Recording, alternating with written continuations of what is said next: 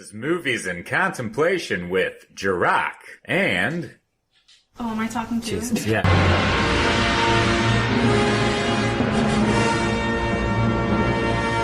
Hello, everybody. Welcome back. Hi.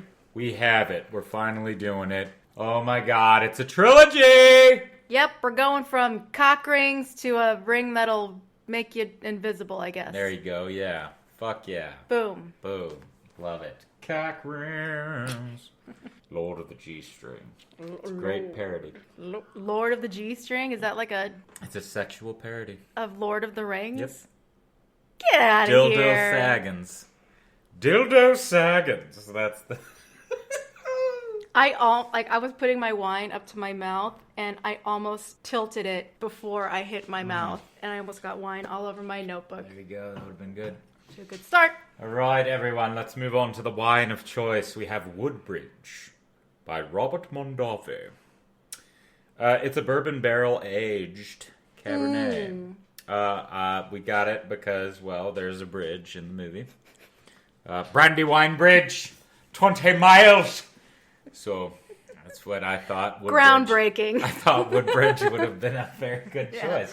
And the bourbon barrel aged is really good because there's a lot of brewing in the Lord of the Rings. Yeah. That's really good. There's not that much of an aftertaste in this. I enjoy it. It's okay. I think it might... Hold on, let me try it one more time. Yeah, try it again.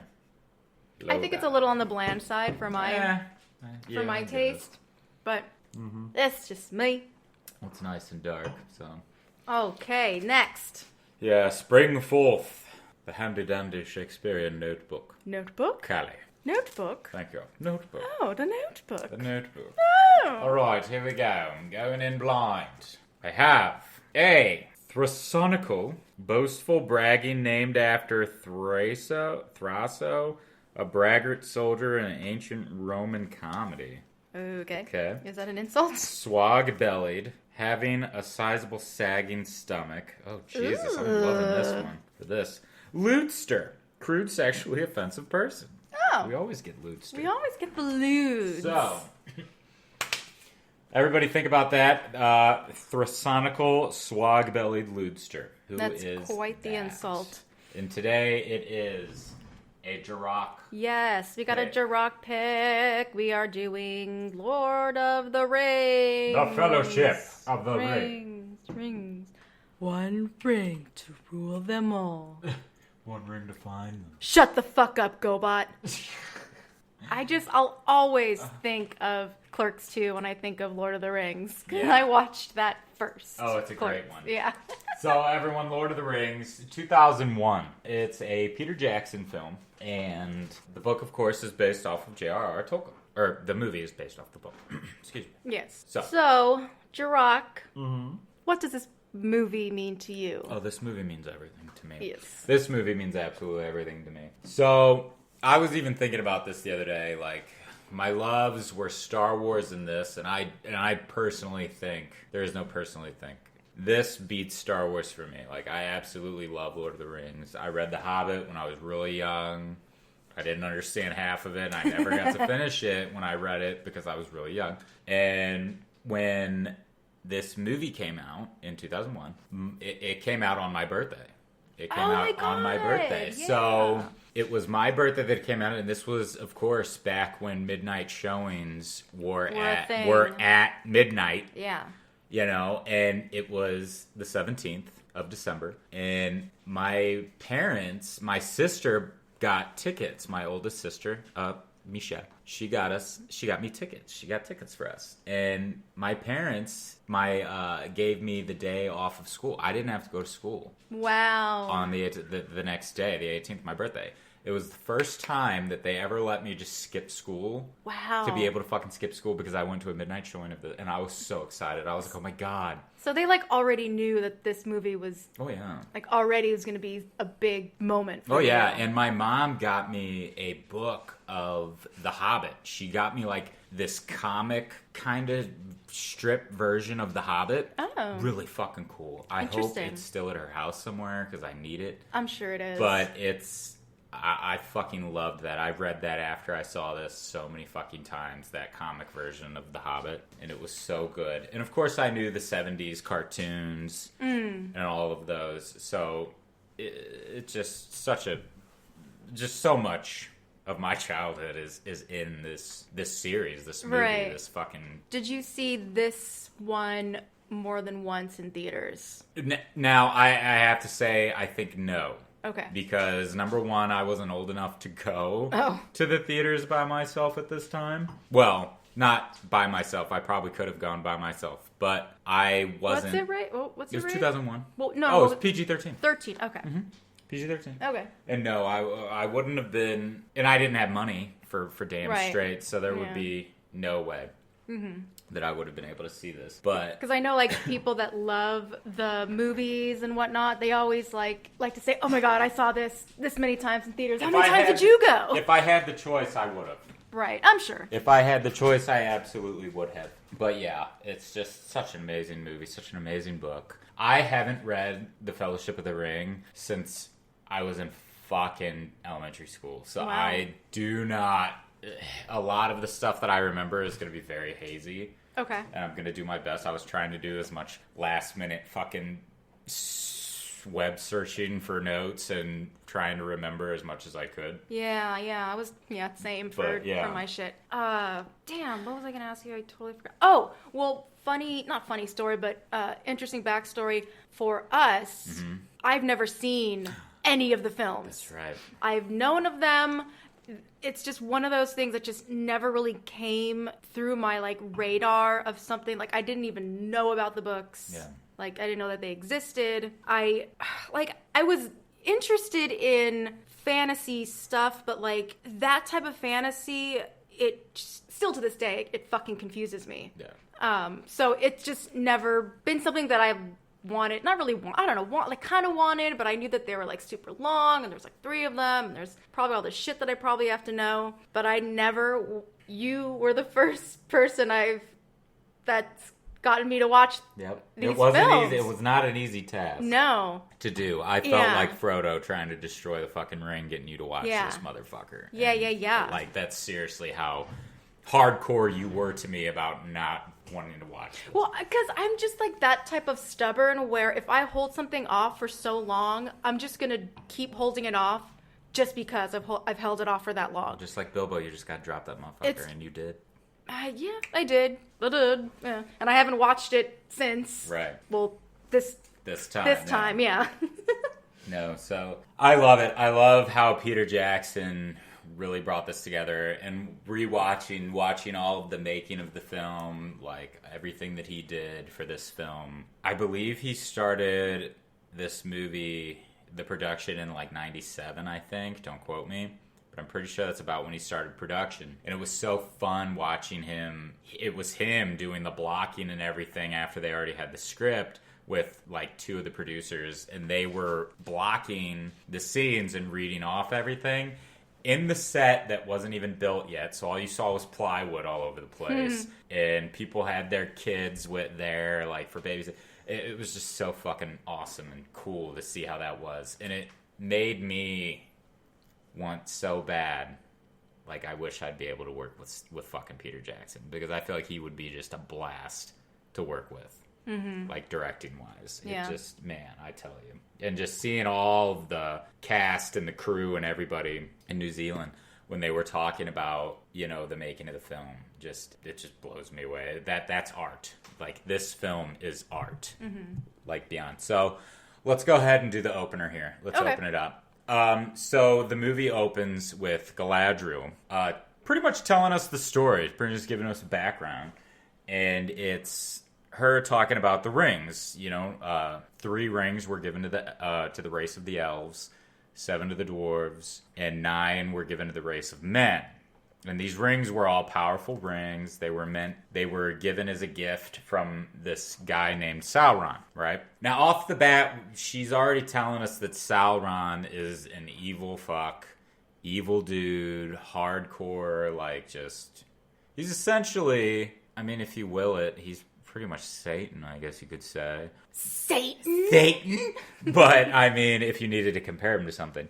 But he's just a very badass character, very, very evil. And he's just like an eye. So he's an eye now in Now. the third age of where they are. Okay. So in the first age, so the tale of Sauron is pretty much he's like this big demon dude with fucking armor. He's a lieutenant to a name that is brought up in all of the movies, pretty much, Morgoth, who is essentially, like, he is the ultimate evil, Morgoth is. But he was defeated long ago, and Sauron, it's pretty much his goal to bring Morgoth back. Like, he is a forever servant of Morgoth and wants to just bring Morgoth back to being.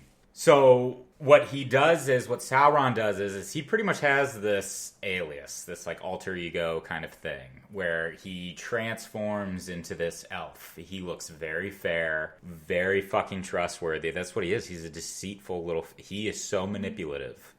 Sauron is, and that's how he wins people over, because he can manipulate you. He's got the fucking charisma of fucking 20.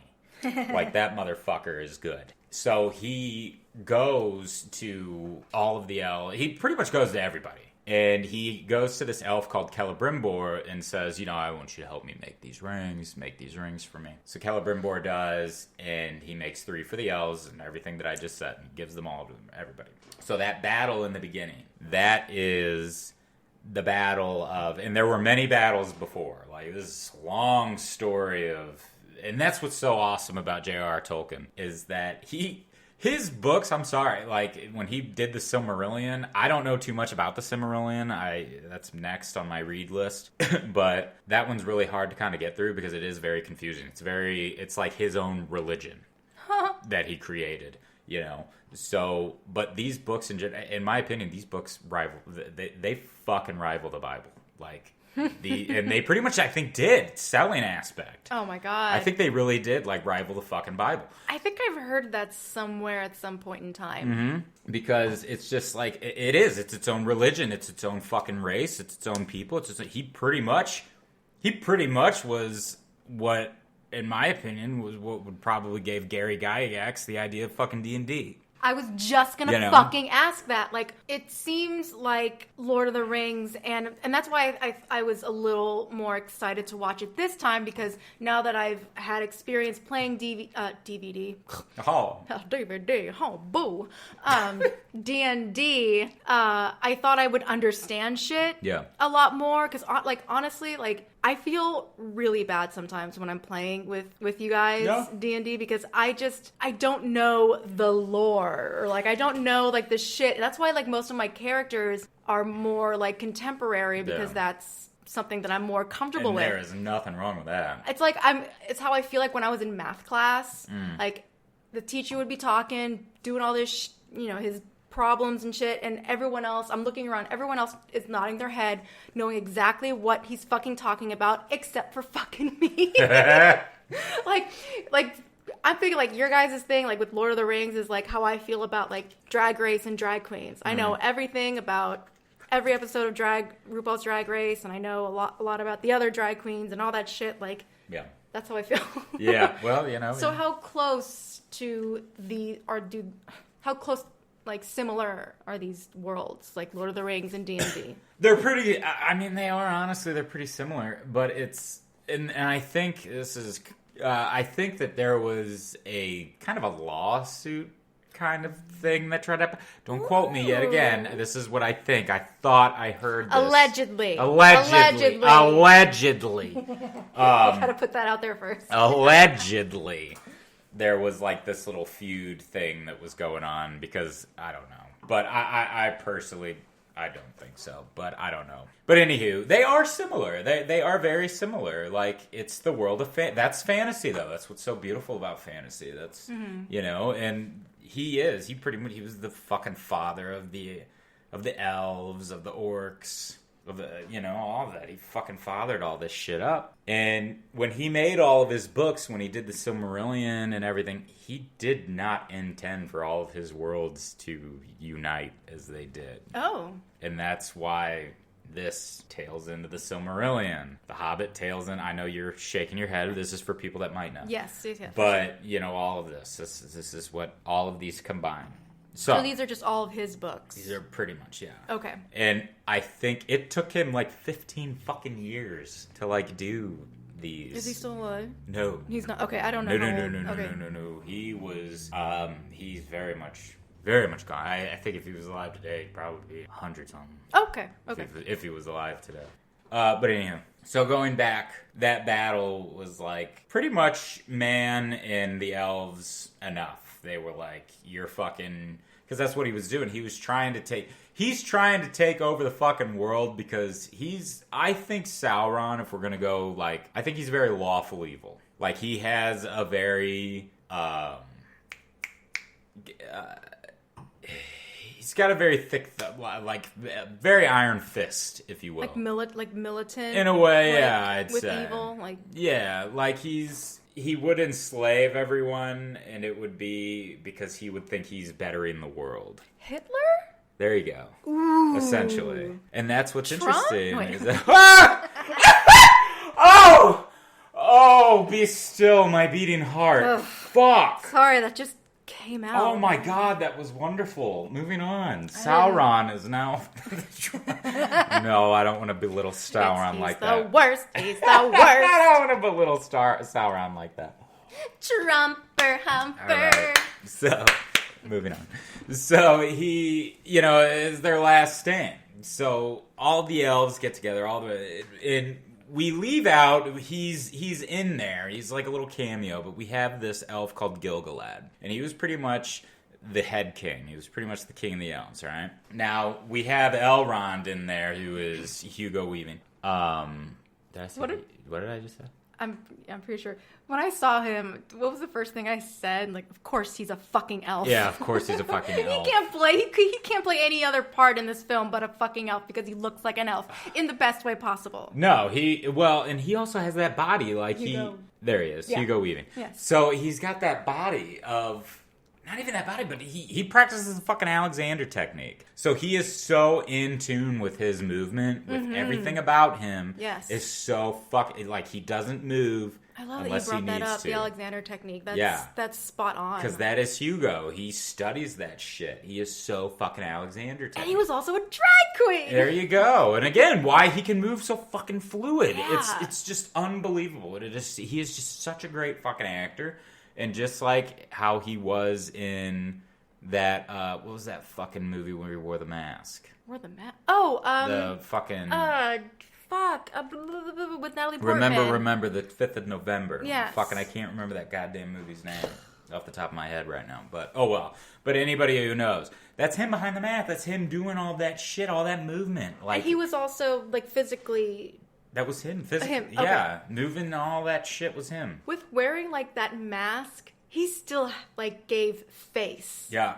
That's, man, I tell you, that's the Alexander technique for you. I wish. And if any of you don't know, look it up. Alexander look technique. Up the Alexander it's technique. Just a technique of your body, your movement, and just really anatomy. Yeah, and it's and focuses on posture, everything. Posture, how would your character walk? Mm-hmm. Does he walk leaning more with his shoulders? Does he have a lot weighing on him? Or does he walk with his chest? Right. Yeah, it's really weird. It's amazing. I wish we got to take that class more than one fucking semester in school. I didn't get enough. Yeah, I took it twice.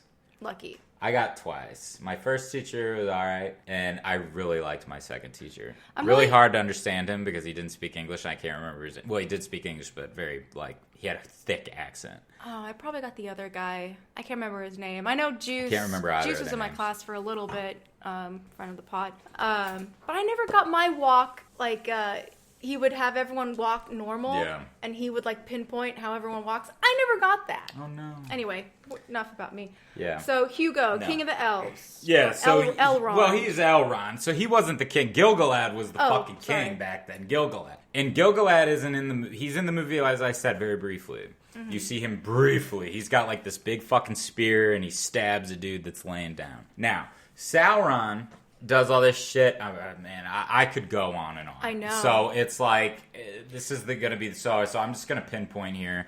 Okay. We're just gonna have to, everybody bear with us. Because this is going to be a really hard episode. But I also do have questions, too. Okay. I don't know if that'll So help. here's what we're going to do. This is how we'll do it then. Let's just jump to your questions. Okay. Because that's just what we're going to have to do for these episodes, especially because this is a very long movie. Yes. So let's just move to questions. This is question time. So question.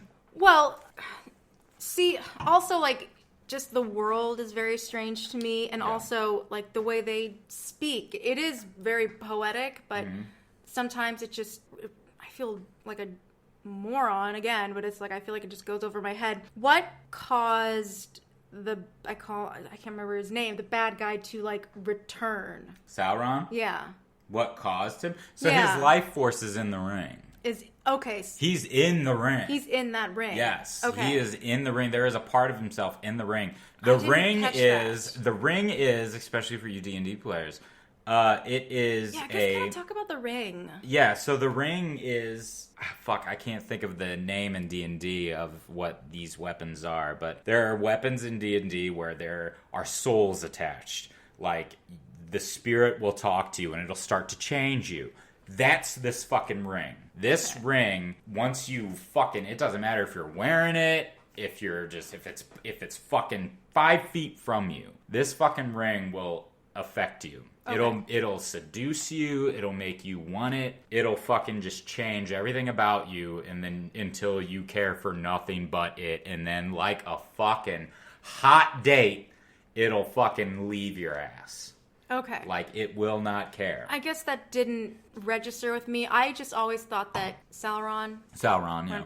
I always thought that his big ass eye was just floating on top of this tower the whole time, and he had this connection with the ring, and so on. Yeah. Well, so he's stuck in the ring? Half of him is in the ring, yeah.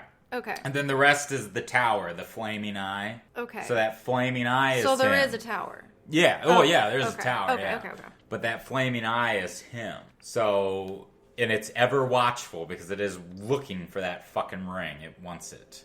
Right? Okay. So that's that. But yeah, he is in that ring. That's why every time Frodo puts on the ring, he'll hear this fucking, I see you. Yeah, and then you get little, like, flashes of the eye. Yeah, and he'll be like, Baggins. Like, every time that ring is fucking whispering to him, yeah, that's fucking Sauron whispering in the fucking ring. got that, for sure. But, Bring both your glass. Yes, my goblet. That I made. Yes, you So, okay. So now we get all this, like, backstory. Yes. And Bilbo's the one that has the ring. Yes. And, okay, here's another question I had. Are you, or anyone else, happy that they started with The Lord of the Rings before The Hobbits? It doesn't bother me. It doesn't bother you? It doesn't bother me personally. It really doesn't. I'm glad that we made The Hobbits. I liked them. I have my CGI problems. Yeah, I feel like a lot of people had a lot of issue with The Hobbits, but like, which is, I guess it is a good thing that the Lord of the Rings came out first. Like, this is like 2001, and even like I'm trying to like put myself back in 2001, like how movies were. I mean, it was nominated for Oscars. Yeah, it was. It was amazing. Yeah, it's such a great fucking film. Like, people are always like, you can't touch Lord of the Rings. Like, don't you dare. Yeah, like, it's sacred. Peter Jackson did a lot of fucking research and really wanted to do this fucking movie justice, and I truly think that he did. And I can't Was he think like of a anybody. fan of the book? Okay, for sure. Yeah, you kind of have to be if you're going to take on a fucking... he was a fan of it for sure, and it was just, and he did so well. So are we already supposed to, like... Well, I'm talking like as someone who hasn't read the books or anything. I just always assumed that Bilbo he's just the last person to have the ring, because we get the whole Gollum... Bilbo was the last one to have it. He found it. The ring was Sauron's. Isildur took the ring, and then Gollum found the ring. And you gotta realize, these are fucking thousands of years. Like, Gollum's age is unknown. Is that what he's has he always looked like that, or did He the was ring? a hobbit once. Okay, I never got that. Gollum was Schmeagol. Gandalf talks about that. He says that in the cave. Okay. In the book, he says it like right up front. Okay. In like the second chapter. I probably would have like preferred that. Yeah. In my opinion. Yeah. To get that. Because in the movie, though, they talk about it in Moria. He's like, it was Gollum was Schmeagol once. You know, he talks about that shit. Okay. That's interesting. So how... If you don't know, it's fine. How long would you say Bilbo has had the ring? I can't. I really don't know. I'd have to say probably like maybe 70 or so years. Okay, that makes sense. Because he's Maybe. like He's 111. 111. Yeah. Yeah, okay. That makes sense. And he probably would have been like 40 when the Hobbit And happened. I guess, yeah, one of my questions is what's so tempting about the ring, but I guess you might have answered that with it's just Sauron. He is a master manipulator. Yep. Okay. Yep. Does he make like promises? No, he just pretty much the ring itself. As simple as it looks, it just fills you with desire. Like it just makes you really fucking want it. Okay. And you see that struggle with Boromir, like and that's the thing. Like the men, the first 9.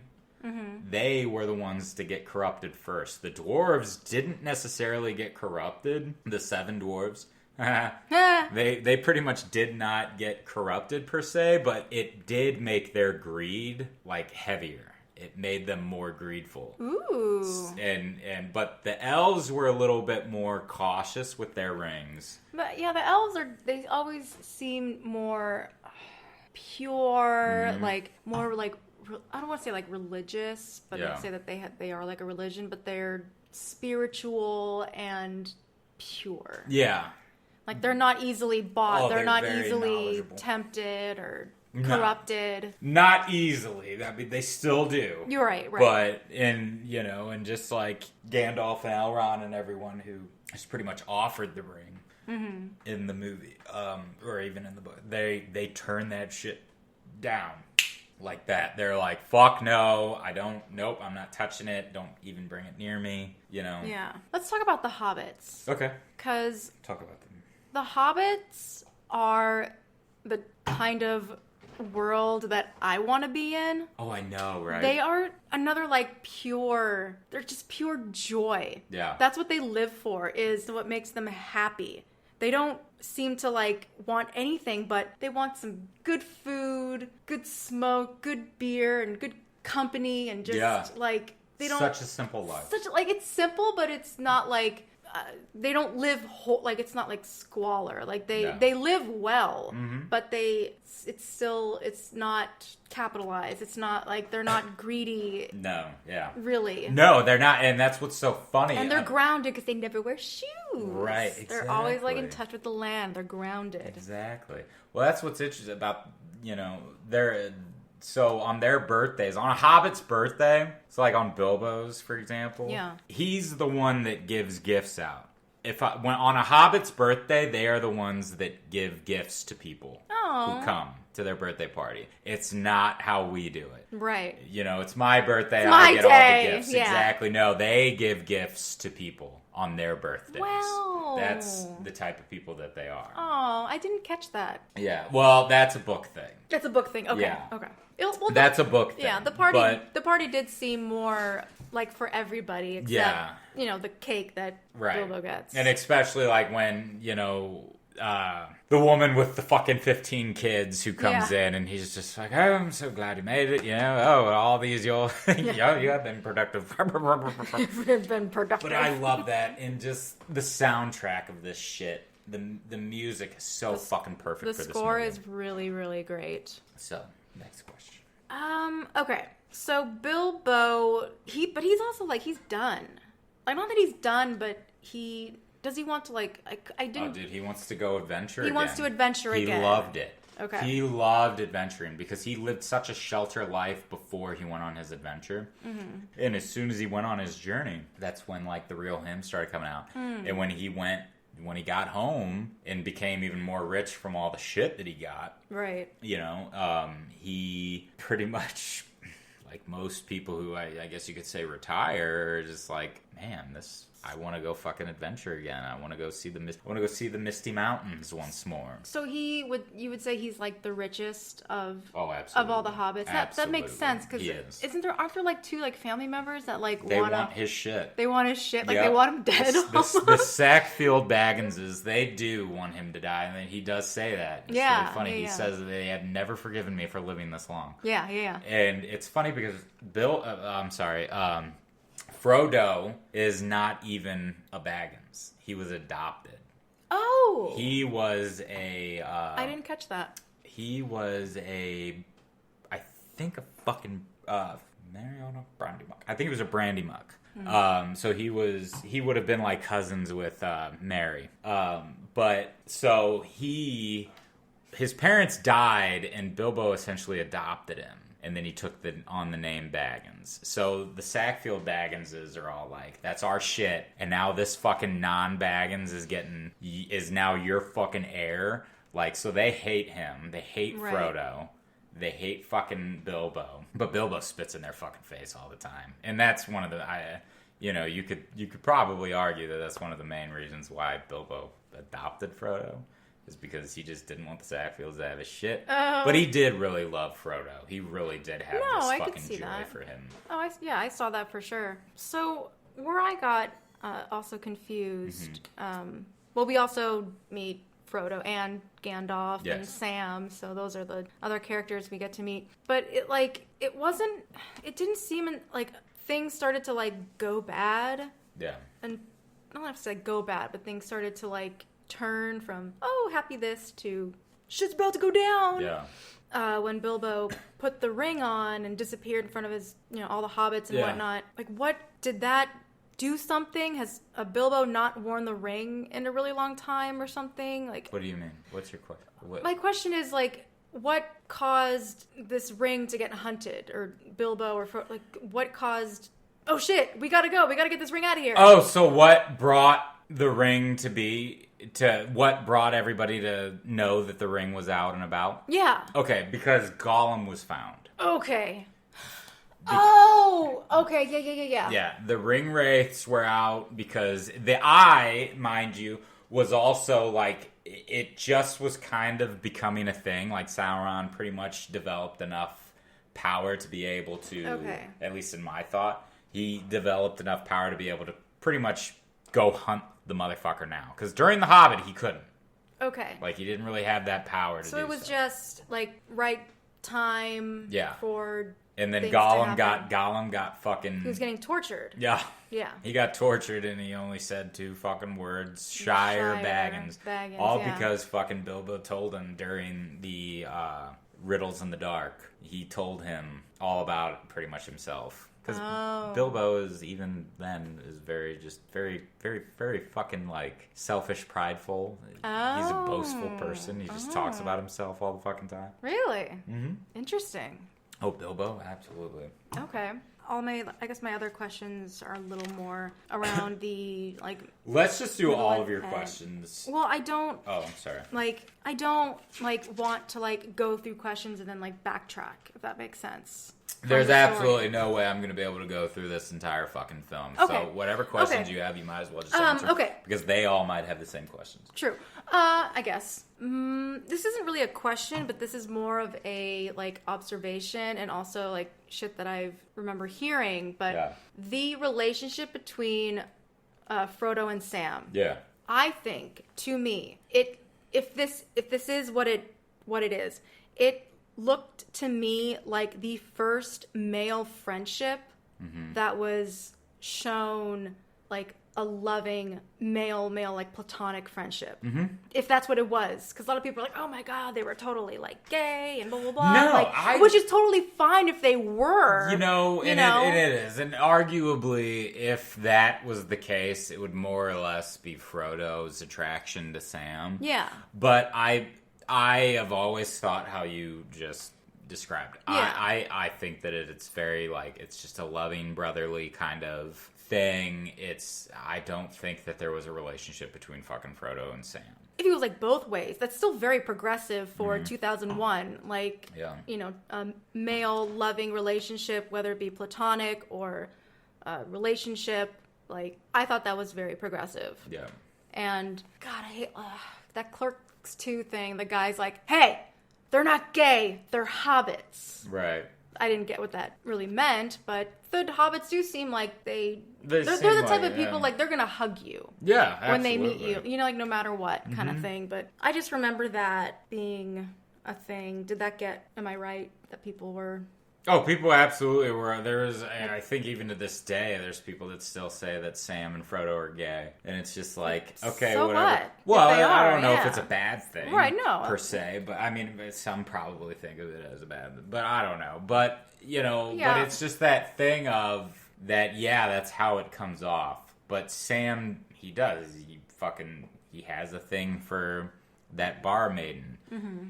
And Frodo even tells him all to get out there and go get her. Like, get at her. You know, that's why if you want to say it, if I thought that, I would think more or less Frodo is to Sam more than vice versa. And he's such a great friend to Sam that he just still... But it doesn't matter. If Frodo's gay, Frodo's gay. Who cares? No, and I just think it was, you know, back then it was like, you know, calling someone gay was something very, like, negative.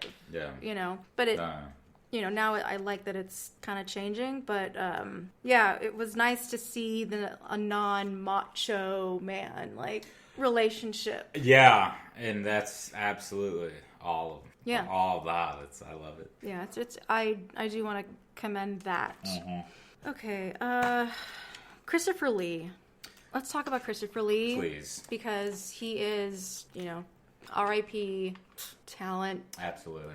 Pure, amazing, and... Christopher Lee is fucking fantastic in this film, in general, and everything he's in. I love Christopher Lee. He was such a Tolkien fan, and I believe even met Tolkien. Really? I believe he did. And... So he had a thing where Christopher would read The Lord of the Rings once a year. Didn't matter when. That's what a fan he was and how excited he was before to be the... Mm-hmm. Oh my God, before Even the film? before the film. Wow. Before the film, he would fucking take a year. He would take a time out of a year, every year, and would read the books. Wow. That was what a fan he was. And he would always hope that somebody would try to make a film out of it one day. And then Peter Jackson did. What? And got him to be Sauron. And that's why he pretty much knew a lot of everything because of the books. He read so much. And... God, talk about, like, dream job. Right. So he was just fantastic in this film. And he does have that hilarious... And I've always brought this up. He really, he liked the wardrobes and everything. Mm-hmm. He hated the length.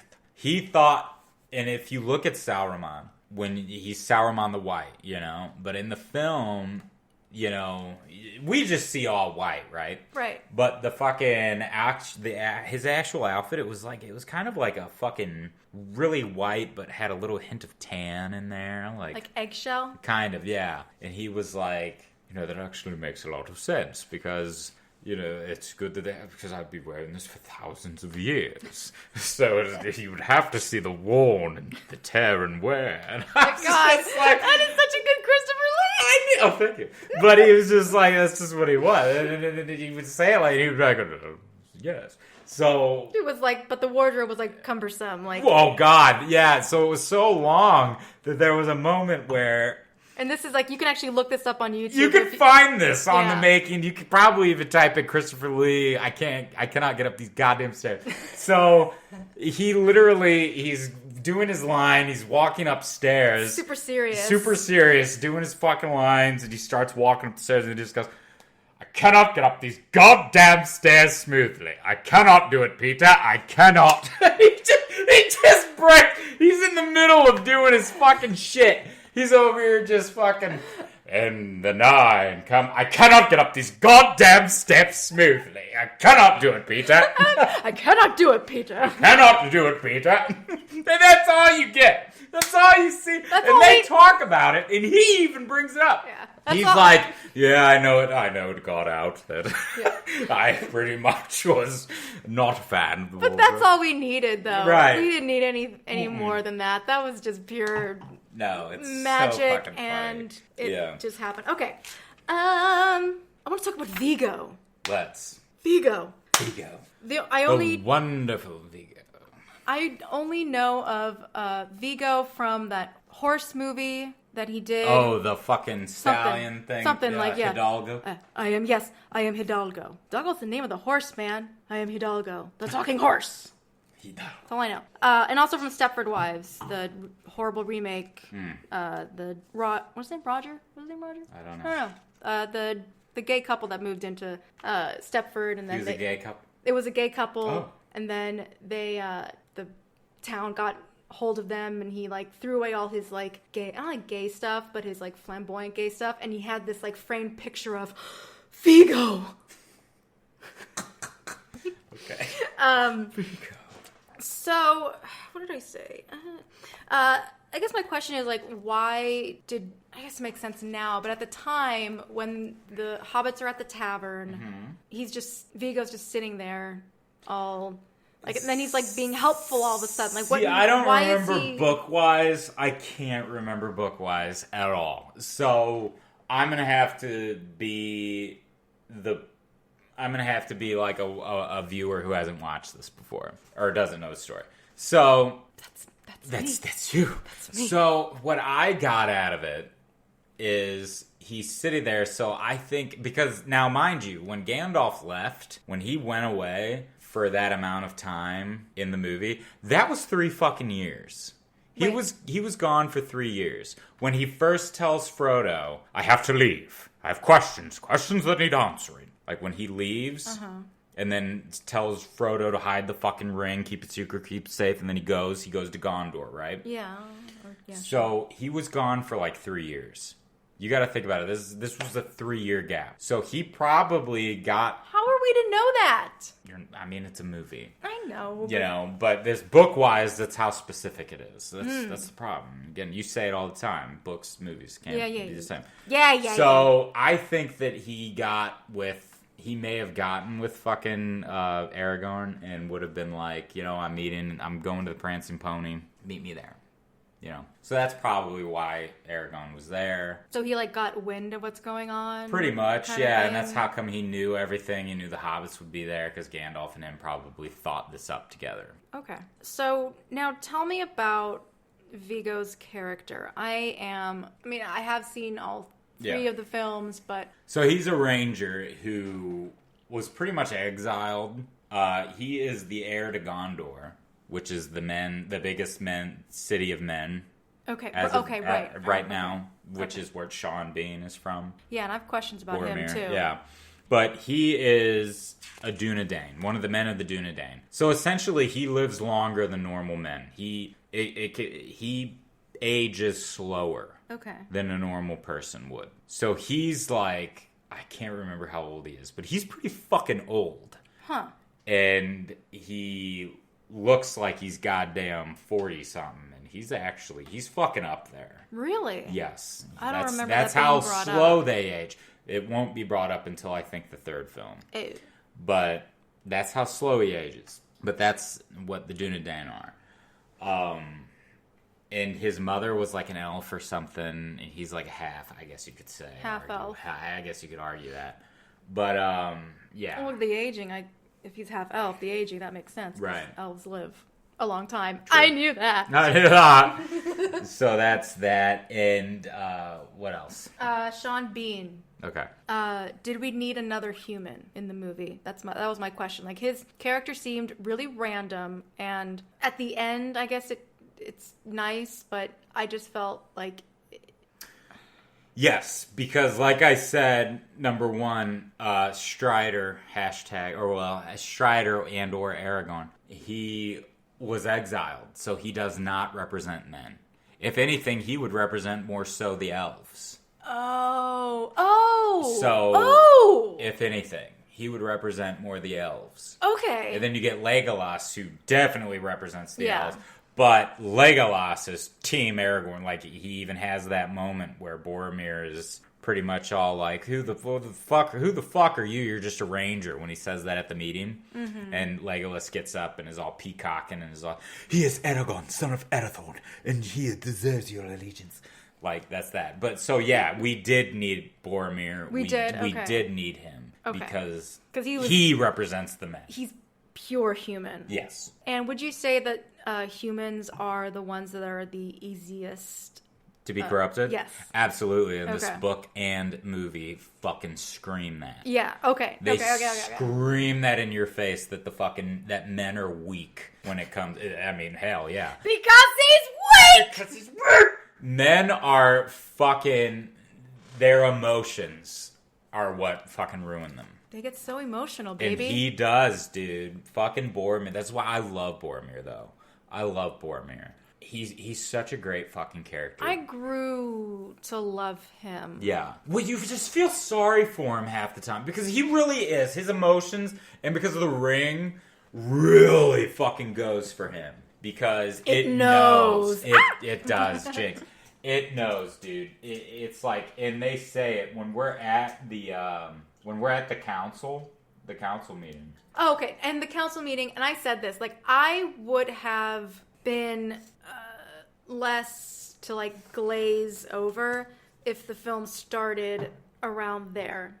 Yeah. Because I feel like the movie really, for me, really took off when the fellowship came to, like, the council, like... It would have made more sense, probably. So, I think that this would have been a great series.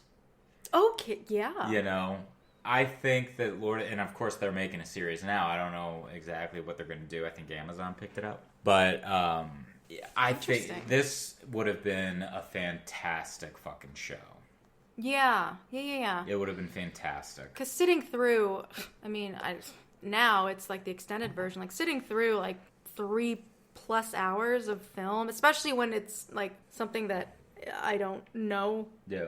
Yeah, it's a lot. Oh yeah, absolutely. Yeah. But you were saying about the council. What's that saying? So the council, and how the ring was like feeding off of Boromir and shit. Yeah. Okay. So yeah, the ring was really feeding off of his ass. Because Frodo shows great resilience from the ring. He really does. He shows that the ring, it tempts him and it's trying hard. Yeah, the first time he puts it on, it was like an accident? It was an accident, and that's Okay. what drove the ring wraiths to come find him. And God, I love the ring wraiths. But Yeah, they were creepy. and that iconic fucking just chase. That iconic chase with them and Liv Tyler. Oh, yeah. Oh, God, that chase Frodo's is... like, almost yeah. like, he's like poisoned He's and dying and shit, and they just chase. I love those camera angles. I love everything about it. Yeah, Liv, she was cool. Yeah. I Liv enjoyed Tyler, I don't think... Well, she couldn't really ride a fucking horse because, number one, I think she was afraid of horses. Oh. Because there was a moment in, like, the backstage shit where she's trying to get on the horse, and the horse, like, turns his head to her. And that's all he does. He literally turned his head. She goes, "Ow! Why would you do that? He bit me." And I'm like, "Bitch, he did not bite you. He turned his fucking head to you." And I'm sitting there going, "You've, like, God," I'm calling her in my head, like, "You fucking bitch.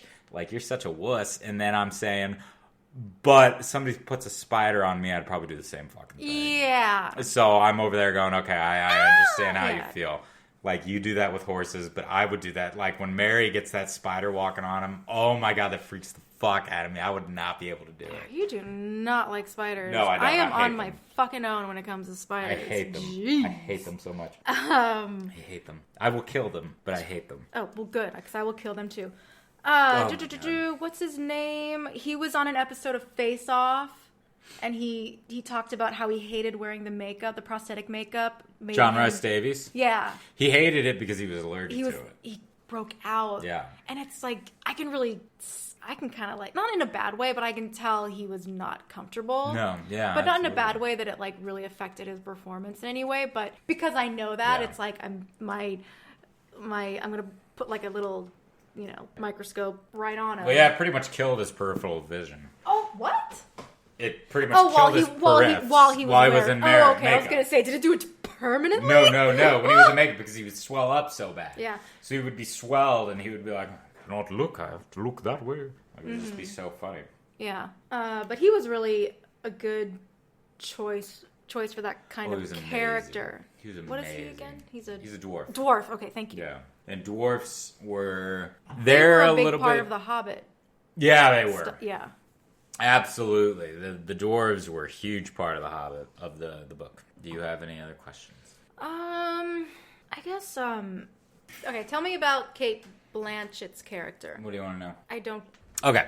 So she is the Lady Galadriel, all right? She was one of the 3 ring bearers of the elves. Okay. She is one of the wisest. She's part of the council. Like, she's really a really powerful fucking character. And as you see, Frodo offers her the ring.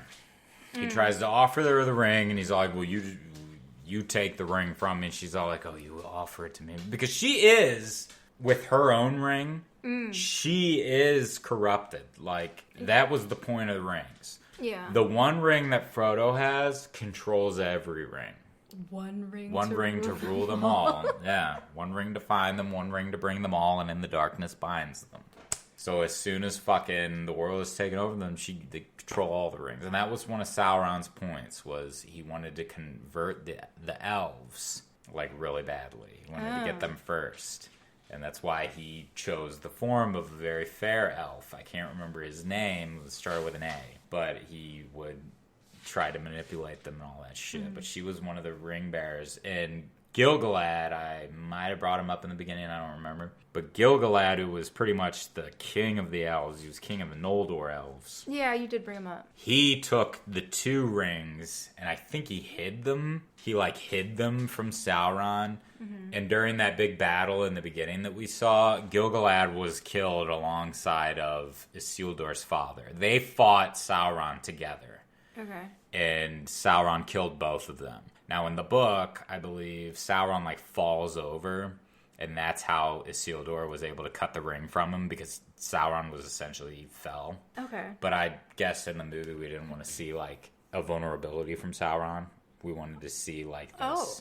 Because that's what he was reaching out to just grab Isildur for some reason. And then Isildur cuts the ring. So it's I do see that as a very stronger kind of point, because that's really showing Sauron's... It's really showing how he underestimates everyone, I guess, as you could say. Okay. That's me, I guess. But back to Blanchett. Am I correct to say that she? Well, I guess you said it, that she is already corrupted, because she's corrupted. We yeah. do see a moment of her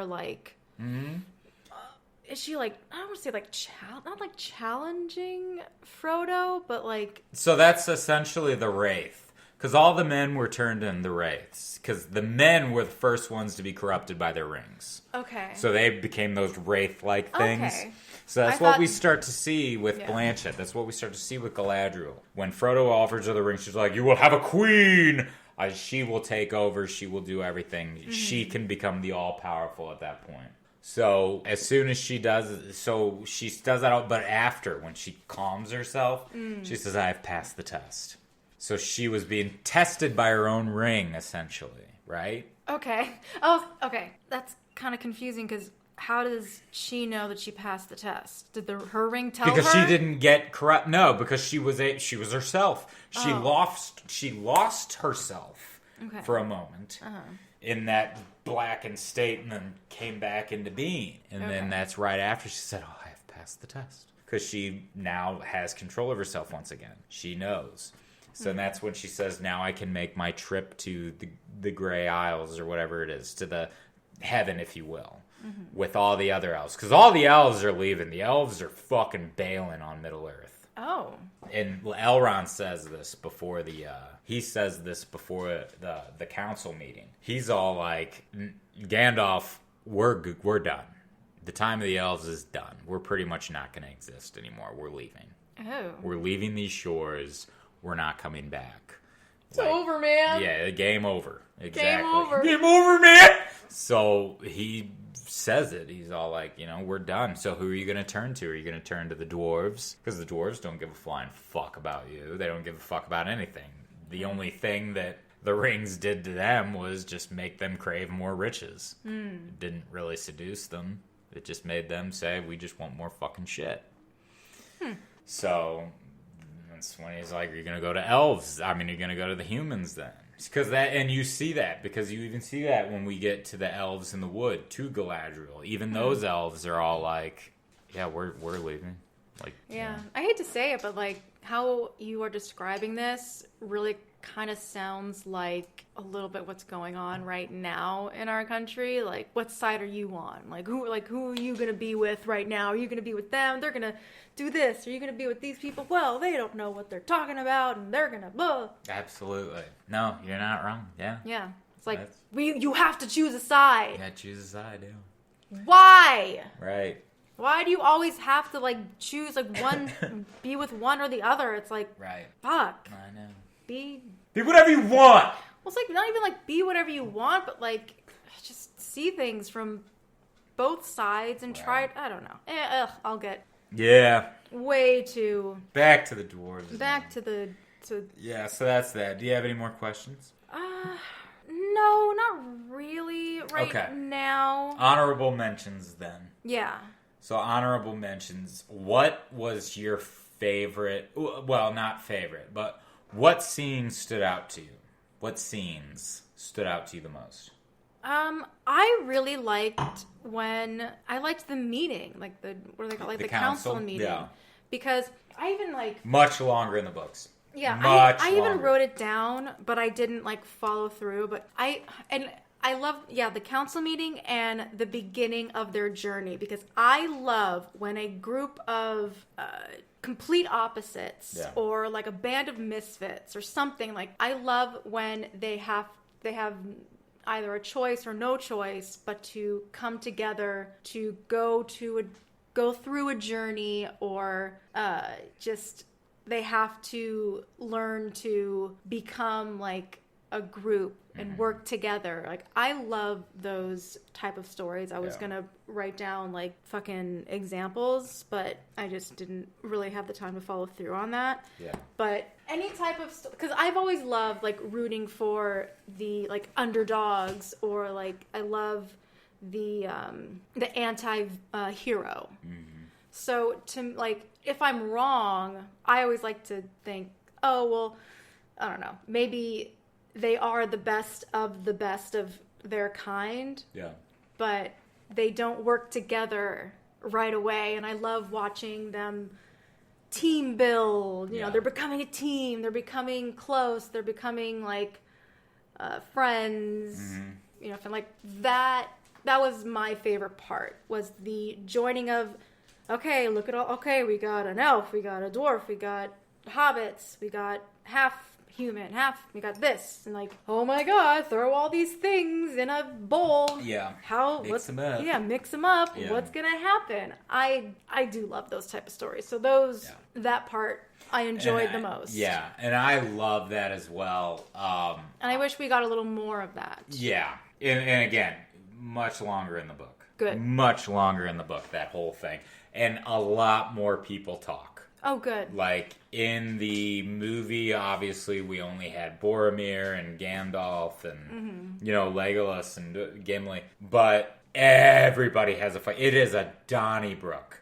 It is a fucking Donnybrook of a meeting. Like, everybody's saying something. Everybody has something to say. Yeah.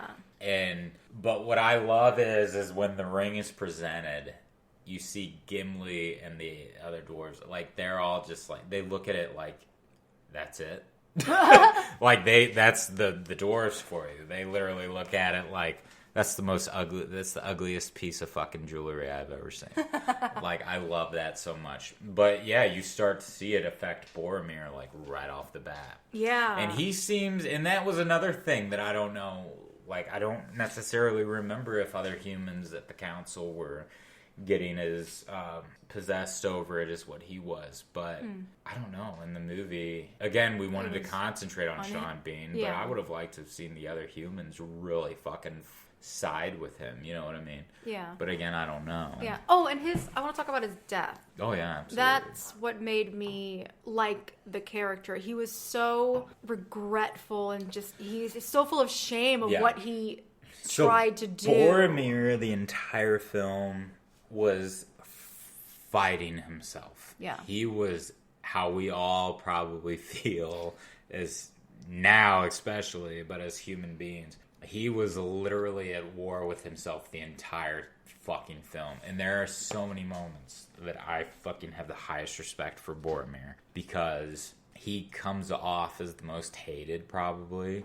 No, he does, and Yeah. I felt the same. Like, And like most people hate him. like hated and like unnecessary. Yeah. But he grew on me. Yeah, and he does, because the ring has corrupted him. But one of the moments, and I'll get back to his death for you, but for me, one of the moments that really sticks out to me, we have that moment on the mountain where he picks up the ring for the first time, and you really see it starting to like, and you're wondering, is he gonna fucking make a strike? Because even Aragorn is like, he has his hand on his fucking hilt, and like, he's ready, man. I can't remember. Was he wearing a glove when he Yes. had the ring? Okay, so I'm thinking like if it was like skin to skin. Oh, it probably- I feel like, I don't know.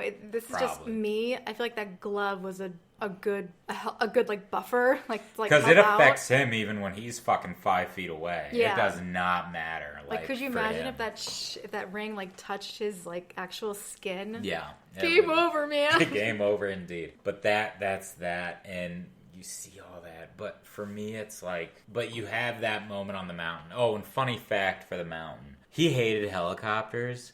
So he would scale the mountain. He would literally, Bean? yes, he would Oh. wake up like 4 hours, and he would go and walk Oh my god. to get to location. He would climb mountains, and feel like- everybody would, like Peter Jackson even said, he was like, we'd be flying up on the mountain. We'd be flying up in our helicopter on the mountain, and we looked down, and we would see this speck crawling in, and it would be Sean Bean in costume. Oh my in god. costume, scaling a fucking mountain, I trying remember to get you to location. telling me that Yes. once. I'm glad you brought that up. It's I so totally funny. forgot about that. So yeah. funny. Talk about But yeah. like a commitment to a real fear that you're actually gonna climb a fucking mountain Yeah. before you're gonna fly a fucking helicopter. He was wow. afraid. He was afraid of him. He did not like flying him.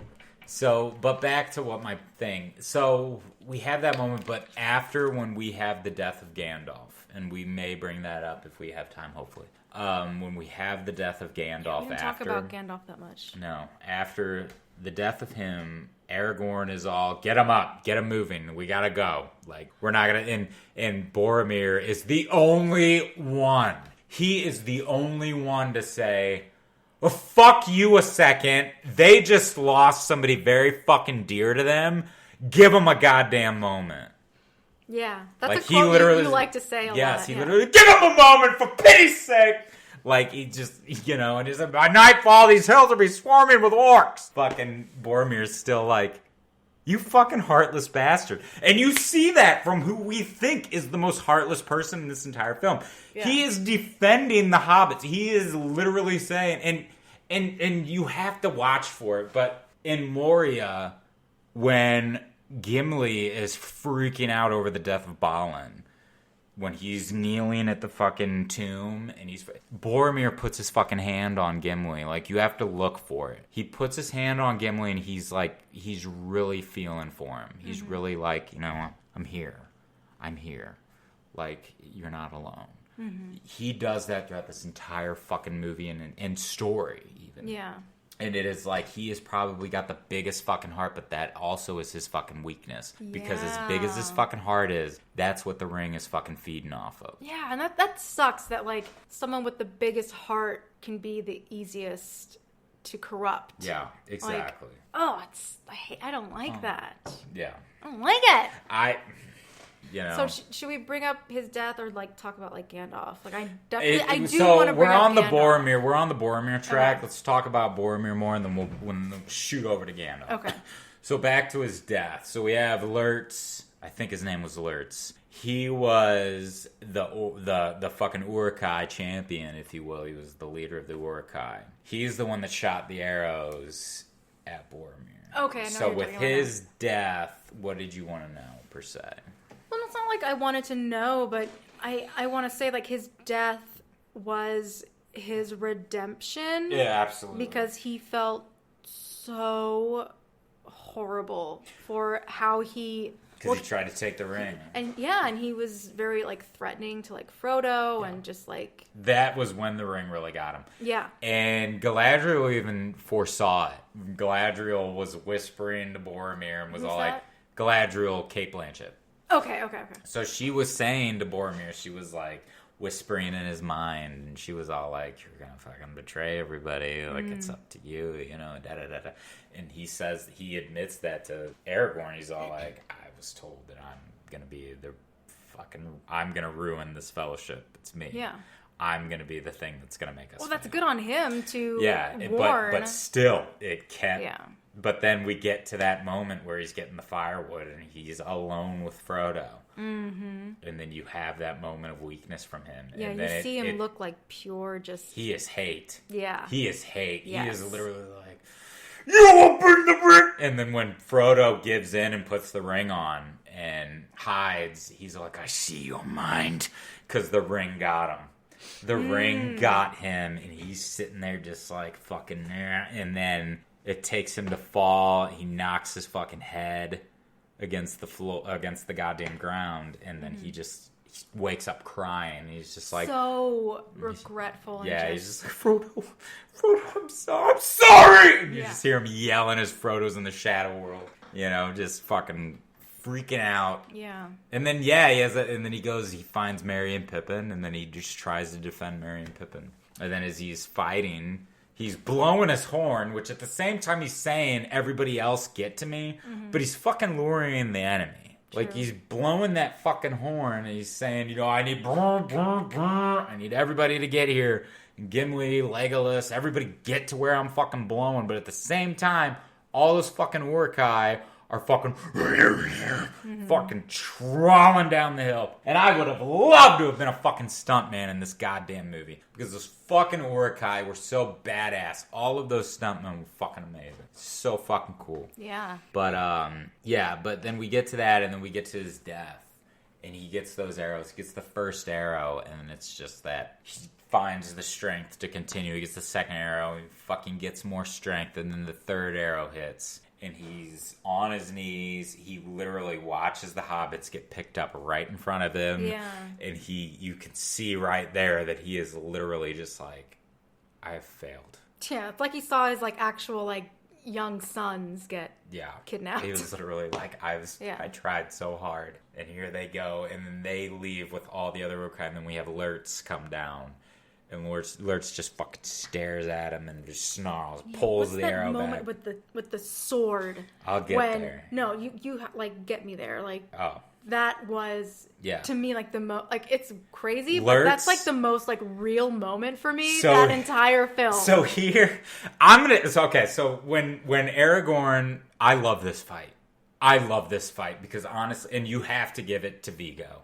You gotta give it to Viggo, because Viggo, I'm sorry, when I see fucking movies where you are in the middle of a fucking fight and the person is not tired, the person is not worn out, that is so unrealistic, and you have to give it to Viggo in this movie. Yeah. Because Viggo, especially when he fights Lurtz, because Lurtz is a fucking... He's an animal. He's a goddamn animal. He's a fucking half orc, half elf, half fucking, everything. He's like a hybrid. He is a hybrid. Yeah. That is what Sauron fucking did. He fucking made these hybrids. So Lurtz and him start their fight, and they have that amazing fucking fight. And in my opinion, it was luck that fucking saved Aragorn. It was luck. Really? Lurtz, I swear to God, he would have had that. I seriously think, because you see it, as soon as he throws that fucking shield and Aragorn is pinned to the fucking tree, that is when you start to see Aragorn is like, I'm fucked. Yes. Aragorn is, and again, you gotta give it to Viggo, because he sold that shit with his fucking acting. Mm-hmm. Like, he is sitting there, and he's trying to get it off. Lurtz is coming to fucking swings that sword, and then it goes. Aragorn gets his head out. They start doing their shit. Aragorn goes to the ground. Dagger fucking right into Lurtz's leg. It hurts Lurtz a little bit, but then he fucking tears it out, and he licks the blade, and he's he's all like, yeah, fuck what, bitch? And then fucking Aragorn does that. They're fucking parrying, and then Aragorn cuts off his fucking arm, stabs him, and Lurtz grabs the blade and just pulls in and is just... Was that like... was that like an intimidation thing? Yes. Or was that, let me get him closer so I can get to him? It was very much probably an intimidation, but because he lost his arm. And that is, again, where I say that was a fucking luck.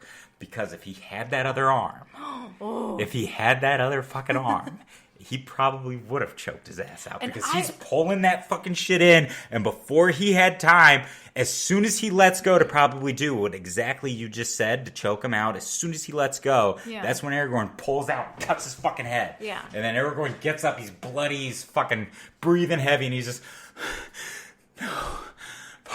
Yeah. You know? And I, for sure, I don't want to say, but like, I've seen that done in other films. Yeah. Oh, but, yeah. like, in the future, I wonder, like, did that movie start that whole, like, oh, I've been stabbed, let me stab it a little more? It may have. I cannot think of other things I've seen it, but I know I've seen it a bunch of times. Because he grabbed the blade. Blade. You would have seen, like, arms probably being grabbed. He grabs the blade, grips, and pulls in. Yeah. And that, to you as an audience member, is, for me at least, especially as a child, I was like, oh my god, that's a badass dude. That's somebody that, like, Aragorn, you're lucky, bitch. You fucking got lucky, dude.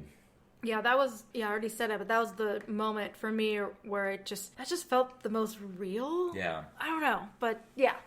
Yeah. That was fucking crazy. So I guess we could go to Gandalf. Gandalf. Okay. I have an issue with Gandalf in this. Oh, please. In this film. Why? Because I feel like he did not really use his wizard skills, like, at all in the first film. So I'm gonna go ahead and say, are they saving it for the other ones? I'm not there in the movie. I mean, I'm not there in the book yet. After trying to read the book, and I don't remember how magic. So I know he turns into, he was like the gray, and then he becomes the white. The white, yeah. Yeah. And that's So is he not, like, okay. full So wizard? he is. Here's the story of Gandalf and the rest of the wizards. So there's 5 of them. Okay. Sauron, Gandalf, Radagast, and then these 2 blue ones that, honestly, J.R.R. Tolkien, I don't necessarily think he really got to finish their story because I think he died.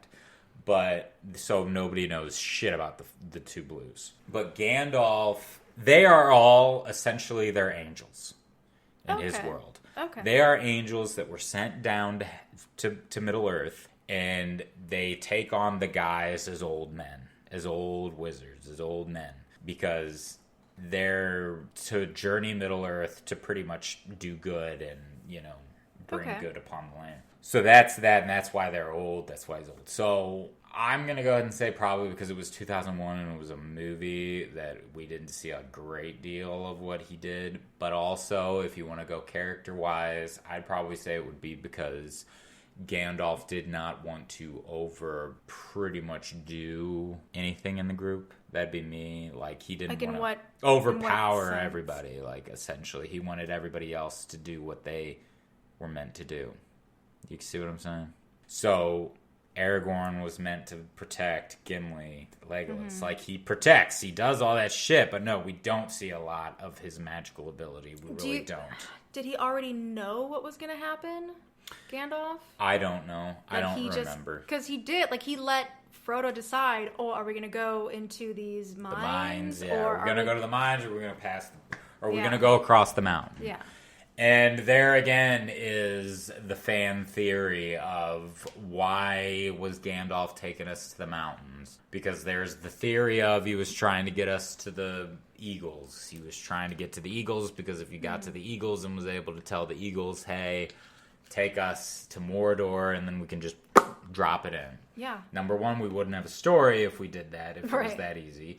But number 2, so you could probably argue that he gave Frodo the option because he just wanted to make everybody else seem good, and he cannot outpower Sauron. I mean, Saruman. Saruman is his fucking leader. Saruman is the head. Oh. So I can't remember what the fucking name of, like, the gods who gave them, who they serve, essentially. Mm-hmm. But, yeah.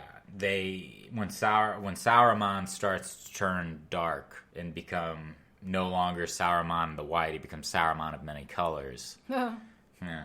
So he equality. So he I think of I've got a coat of many colors. Yeah, it's very Joseph. Yeah, very Joseph. So he does that, but that's that in Gandalf. But no, he doesn't, and I'm just gonna go to that. It's probably the movie. Okay. It's probably like they're because saving it was, it.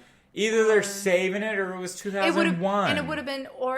It would have been too easy, right, for Gandalf to just exactly. wave his staff. Because you see they're like, and I do like the wizard battle. I do like the force push shit that they were doing. Mm-hmm. I do like that a lot. There could have been more. Like nowadays, you'd probably see fireballs being thrown. You probably would have seen fucking electricity shot out of his hand. Yeah. But you literally see both of them just literally fucking throwing air at each other, and they're Okay. Okay. You know? All right. Okay. That makes sense. Yeah. Now, I think the best place to end on, I think, if you don't agree, let me know. Yeah. Frodo's decision to go on his own. I guess that's good, yeah, because unfortunately we aren't going to be able to talk about everything, and that really does suck, but that's okay. So, yeah, we could talk about Unless you wanted to go somewhere else. No, we can do that. I mean, there is the iconic. Let's bring up the iconic moment of the film, which is probably Gandalf fighting the Balrog. Okay. Let's just go ahead and let's bring that up real quick, and then we'll move on to Frodo in the ring. So when we get there, and that ties into we didn't see him do too much magic, right? So we got the Balrog when they go to Moria, and the Balrog scares the goblins away because, and that Balrog's name is Durin's Bane. So because the Durin folk were the ones who awakened him. After this big war in the First Age, Balrogs, when Morgoth was defeated, the Balrogs, pretty much dug into the earth and hid. Mm-hmm. Well, the dwarves who lived in Moria were mining, and they mined so fucking close to the core of the earth that they let loose that Balrog, and then they named him Durin's Bane. So he gets up and he kills every fucking dwarf in Moria. He essentially takes over Moria, and then the goblins move in because Moria has always been a fucking dwarf goblin. It's been a fucking just match with everybody wanting Moria. So he pretty much takes it over. And Gandalf knows this, and Sauron knows this. They know that he has been awakened. And that is why Gandalf is so, I do not want to go to Moria. Why he doesn't say that why he doesn't just come up and say it, again, I don't know. We wouldn't have a story. But he's like, if we go to fucking Moria. But then you see it. You see that in there when they're running, Gandalf is literally like, we can't fight this. There is nothing that any of you can do. And Aragorn has that moment where when he's about to go and try to fight it and slow it down, and Gandalf's all like, do as I say! Swords are no more use here! Do you think that this could be a kind of like a Doctor Strange moment where it's like, probably. This is the only way it's going to happen? Happen. Absolutely. This is the only, okay, this is going to be rough. This is going to be a very long journey, but this is the only way that we're going to succeed in the end. Yeah, absolutely. Because I kind of see Gandalf as something kind of like Doctor Strange, where he could maybe see things. It was his destiny to do what he did. Yeah. It was his fucking destiny to do what he did. He had to do it. Yeah. He had to do it. Because there would have been no way. And then we'll lead on to that with the next film. Okay. But he had to do what he did. And he gets on the bridge, and then we have the iconic, "You shall not pass!" I was forgetting Sarah Marshall. Oh, yeah. Yeah. But you have that moment, and he's fighting, and you see it. Now, mind you, in the books, they're not that big. The movie bulked them up. Of course. It made them like these big demon things. They're a little taller than a man, probably. But they do look like that. And the wings are like yay or nay, but Peter Jackson really fucking made them horrifying for the film, and rightfully so. Rightfully fucking so. And you get him, he gets onto the bridge of Casa Doom, and he fucking unsheaths his fiery blade. And that's when you do start to see magic from Gandalf. He fucking turns on a goddamn shield and fucking brings the sword down. Sword shatters, and the fucking Balrog's like, you bitch. Fucking... And then Gandalf breaks the bridge. Motherfucker falls, but then he pulls his whip out, and then the whip latches on to Gandalf, pulls Gandalf. Yeah. Gandalf loses his sword and his staff, and he's hanging on. He could have held on, but he let go. He let go. He did. Yeah. He let go. That was the moment for me where it's like, this is the only way. Yeah. See you soon, bitches! Exactly. And then you have that iconic, the saddest fucking, one of the saddest moments of this movie is when everybody's mourning him. And it's just horrible. Yeah, we talked about that. But, so now let's go ahead and move to Frodo. Yeah, Frodo, you can tell he's that type of, like, hero where he's like, oh, I've got the weight of the world on my shoulders. Yeah. I care so much about others that I don't care what happens to me.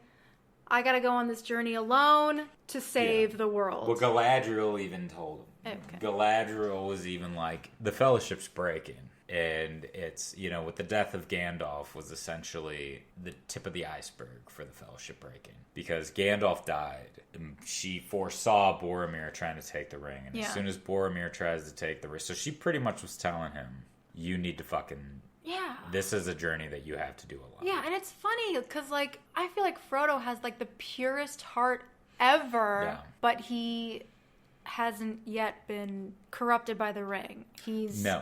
Still the hero. Yeah. And there's characters in the book that aren't mentioned, like Tom Bombadil. He is such a great character in the book.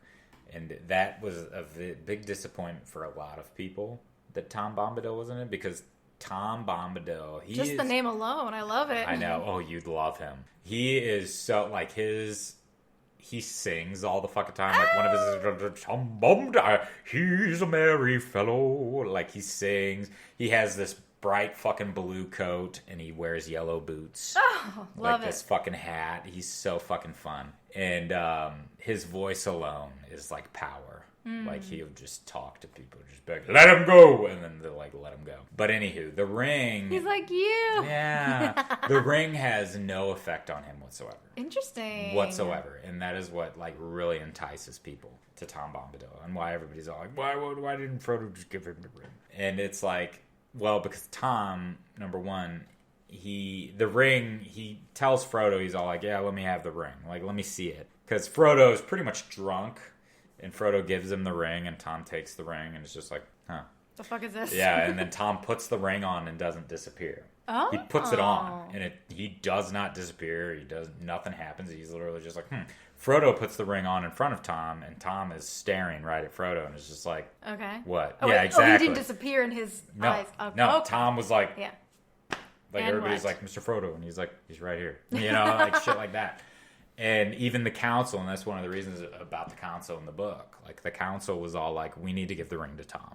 Like, that would have been a really cool thing to have in the film. Right. Yeah, it would have, wouldn't it? But then it was like, but, they had to make a choice. Yeah. But, all of that. And then, but the argument of the council was all like, we need to give the ring to Tom because Tom can keep it hidden and da-da-da-da-da. But Gandalf was like, and because this is very Tom Bombadil, Gandalf was like, no, if we give the ring to Tom, he's going to get bored. He's going to think that the ring is not that important. He's just going to throw it away, and then it's going to end up getting found. Ooh, because he's not going to think about it. He's not going to think about how important this is. It's not going to become important to him anymore, because that is the type of person that Tom Bombadil is. That is smart. Yeah, so he was like, we cannot give the ring to Tom Bombadil. If Tom Bombadil has it, he's just going to throw it away. Yeah. You need someone that understands, like, the high stakes. The only way we can do it is destroy the fucking bitch. Yeah. We have to take it to Mordor. Wow, that's cool. I like that. Because, a lot of the council was like, give it to Tom. Yeah. Let's just go home. Yeah. But, yeah. Well, yeah. It's just like, but, we didn't get Tom Bombadil. That was a disappointment. And even fucking Christopher Lee was like, I mean, a lot of people were upset about Tom Bombadil, but, it's a movie. It's shit like that. Yeah. But, But yeah, so Galadriel gives him that idea, and then he's all like, yeah, I have to do it alone. This has to be alone. And then he has the flashback of Gandalf saying, so do all who see such times, but that is not for them to decide. What we have to decide is what to do with the time we are, Yeah, that's given. Which is really good advice. It's a great advice, yeah, isn't it? like across the board. Right, yeah. and then we get Sam. And we didn't get to talk about that Sam moment. too much, but we will be able to talk about Sam in the other movies because he is obviously he's going to be a part of this. Yeah. And we'll try to touch base on a lot of other characters. But that we didn't get to talk about, but fuck, these are some very... It's a long movie. Long Long story, very heavy, a lot, yeah. So we get Sam, and Sam comes up. Frodo's all like, no, I gotta do this alone, Sam. Fuck you. And then Sam almost drowns. Frodo saves him, gets in the boat. And, fun fact, fucking Sam, goddamn, Sean Astin, when he gets to the boat, when he runs into the water, he steps on a fucking glass bottle in the river. A broken? Yeah, he steps on a glass bottle. So he freezes and everybody's like, Sean, are you okay? And then he's just like, and he's trying to walk out and he's just, I can't do it. So he had to get flown from location to a hospital. They had to have a fucking helicopter come in and get him because he had this chunk of glass in his foot from the fucking river that they were in. God. And it was just in so New Zealand? Funny. Yeah, it was so funny. Well, no, but yeah. But anywho, but that moment is so powerful because he gets in the boat and he's just Sam's like, Frodo's all like, Sam, I gotta do this alone. He goes, I made a promise, Mr. Frodo. A promise. Don't you leave him, Samwise Gamgee, and I don't mean to. Yeah, and he says that a couple times. Sam is definitely, he's a man of his word. Mm-hmm. And he was meant to go. He was, oh my God, yeah, for sure. Gandalf knew, yeah. Fucking Merry and Pippin were they just show up on at Farmer Maggot. Yeah, they're just in Farmer Maggot's field. Would you say they're just the comic relief they of, really of are. it of they it really all? Are, yeah, they really are. And that's another thing. I mean, if we still have just a little bit of time, let's bring up the ring wraiths real quick because they're just iconic as well. When you have the first moment of the ring race, when they go up to Farmer Maggot at his side and his dog's barking, that terrified me. That fucking terrified me.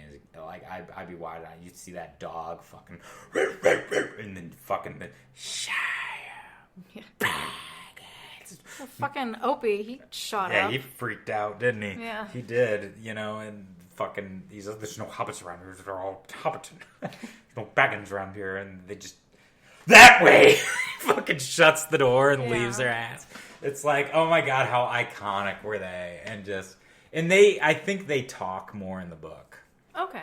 The ring race talk more. They don't talk in the movie that much, and I personally love that. Because for me as a viewer, I love characters that do not speak. I find them the most interesting. If you're present and you don't have to speak, you catch my fucking eye all the time. Your stage presence that's alone. Very clear, with just you, in this podcast. Yeah. The characters that you like to mention are not the loudest, the biggest. They don't have the most lines. Oh, I find them fascinating. Yeah. I find them so fascinating. I love especially them. when you get a good actor to portray that type of character. Yes. Absolutely. So I'm going to go ahead and say that we're about at time. That's... For now. Yo, for now. We got two more movies to do. We got two more movies to do. We'll try to bring up as much as we can. But again, this whole world, this is a world. Yeah. This is a world that J.R.R. Tolkien made. And it is a fantastic world. He birthed such an amazing creation. So... let's go back to the handy-dandy Shakespearean notebook. I love it. Got too much wine. All right, so we got the Thrasonical Swag-Bellied Ludster. Again, that is Thrasonical, boastful, braggy, named after Thraso and a braggart soldier in ancient Rome comedy, having a sizable sagging stomach, crude, sexually offensive person. I have no idea. Now, I don't think there is a crude sexually person in this, per se. But I will go ahead and say that this kind of screams Bilbo Baggins for me. Oh, Really? Boastful, bragging. Okay. A braggart, having a sizable sagging stomach. Yeah, he's getting old. He's a little heavy. Yeah, crude, sexually Heavier. offensive. I won't say necessarily that he's sexually offensive. Crude, not really, but maybe. I don't know. Yeah, but he's definitely boastful. Well, he's a crude to braggart. his, like, bye, people. I'm Yeah. So, yeah. He played that joke on everybody, just Yeah. fucking disappearing like that. Scared the shit out of everyone. Yeah, I mean, sure. Let's hell, go. Yeah, we'll I just agree go with ahead you and on say that. it. It's Bilbo fucking Baggins. Yep. All right. Right so, out of the gate. we already know what you got in store for me. Yes. We're doing- We're going to be doing... this is your request, by the way. Like, this is my film. Like, you threw me for a loop with these. I threw with myself. This idea. I Yeah. threw myself This for a is- fucking loop. which- Because, again, this was not my choice to I do know. the fucking Lord of the Rings. Yeah, but Otherwise, I would have been more prepared. Right. It's so, me too. Well, me too. Right, I Like, know. This is like, what an amazing and just unfathomable, like, development. Right. You know? But we're gonna go with it. Yeah, we're gonna try 50 Shades Darker. We'll try to dig in a little deeper, maybe with, like, the books and dig into more to maybe, like, Christian's psyche, because I think that's more interesting than fucking Anna, in my opinion. But, yeah. All right. That's next. So that's what we got. So, everybody, thank you once again for joining us on Should this. we ask the question, though? What's the question? If I would, because I asked Oh, you. fuck me. No, it's fine. Yes. This is a trilogy, Okay, so- we can wait. No. Okay. Would you watch this film without me? No. Yeah. Yeah. I would not, because I just would be lost the whole time. Yeah. Like, I cannot watch this without you. Again, it's So, it's a vast world. Yes, It is a it vast is. world, and it does not matter who the fuck you are. I know, but it pisses even me off that I there- don't get it. There are because I want to so fucking badly. people- there are historians that literally just study J.R.R. Tolkien. Like, there are people out there that it is their career to just understand this world. I don't understand. Bitch, I don't understand. Bitch. So yeah, but that is that. So yeah, no. If you do Sorry, not dude. know any fucking thing, yeah, probably not. It just makes me feel horrible when we play D&D, and I'm just like, what? It's fine though. What It's are you fine. talking about? It's fine though. But Anywho. Yeah, but once again, thank you everyone for joining us on this wonderful evening. It's always a great pleasure to do this for everyone. Yes, we love doing just it. in general. So please like, subscribe. yes, we are on all podcast platforms Yes. for you to listen. We are all over social media, movies.contemplation_pod on Instagram. Twitter, we are movies_pod. On Facebook, we are Movies and Contemplation. We also have email, movies.contemplation@gmail.com. Check us out, pimps, and we'll see you cats for 50 Shades.